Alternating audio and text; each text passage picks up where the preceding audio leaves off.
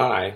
So today I'm going to talk about tariffs, and I'm not so much going to talk about what the contemporary political debate about tariffs, say in the U.S. with China and Mexico, but um, how tariffs can be used appropriately and how they are an economic tool. So, what's the point of tariffs? Why have countries decided to have tariffs before? So, the basic point is to have particular industries grow.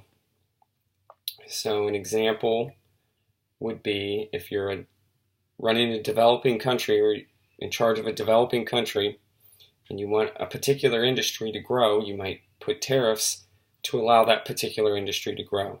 An example would be in the 1800s, the British had the Industrial Revolution. They had very competitive products that they could ship all around the world, and the U.S., especially in the northern states, wanted to have, say, more competitive uh, production in railroad manufacturing, so rail lines, steel manufacture, and those sorts of things. So they put tariffs on the British so that those competitive products became more expensive.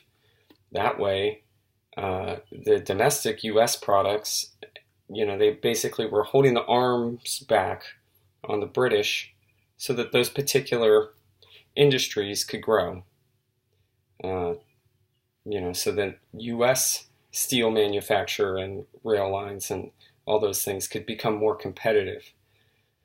So the idea is eventually you have to get rid of the tariffs. There has to be an expiration date, and there also has to be you have to be very particular on which industries you want to grow. So you have to choose something very specific.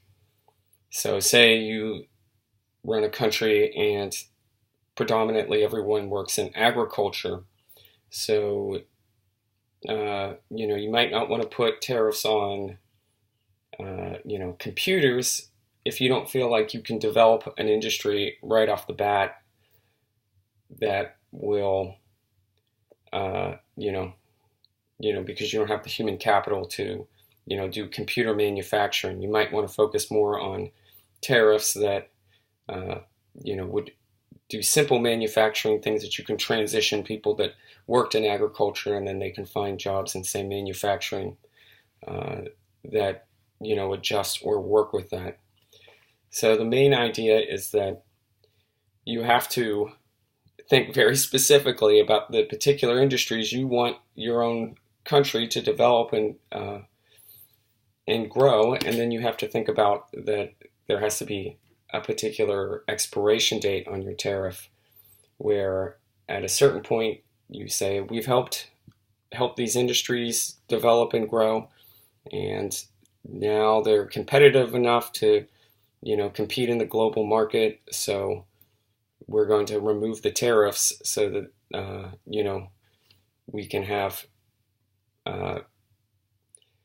those products be traded globally, because the big trade-off with tariffs, which I'm sure lots of people know, is higher consumer costs.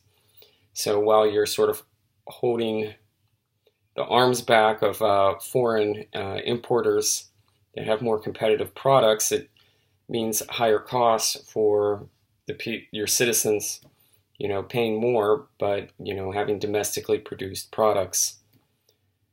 And then there can also be problems where, say, you have an industrialist who is benefiting from the tariffs there in the industries that are growing and developing, and there might not be the political will. Maybe they're sort of getting in the way, stymieing the removal of the tariffs.